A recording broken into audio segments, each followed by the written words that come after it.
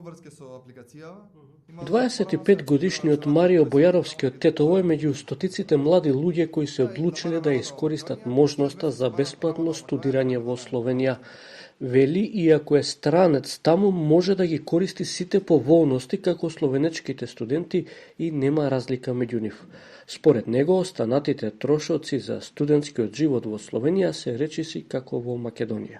Кога ги правев пресметка дали да идам во Словенија на мастер или да останам во Скопје да студирам мастер, дојдов до заклучок дека истите пари што би ги потрошил ја како студент од Тетово да путувам секој ден од Тетово или да земам стан по Чирија у Скопје би ме коштало истото да го правам, истата цена би ме коштало и да одам во Словенија, со што имам само трошоци да си го плаќам студентскиот дом кој ме кошта околу 200 евра на месечна соба со вклучено грејење, вода и се што следи.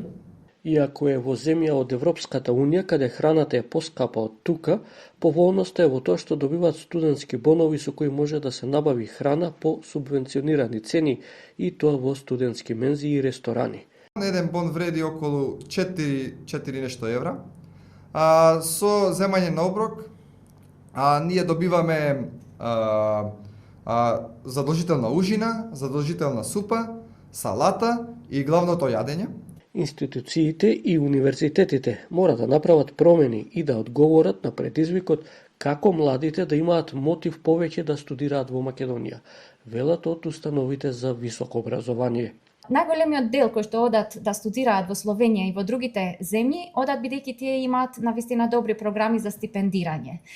Мислам дека односот на нашите универзитети и нашата држава треба да биде кон тоа да развиеме поубави програми за студентите и да имаат тие подобри услови и финансиски услови да студираат и ако имаат квалитетно образование во нашата држава не би отишле на друго место да студираат. Покрај позитивното искуство за студирање, Марио вели дека и за кратко време во Словенија нашол и работа.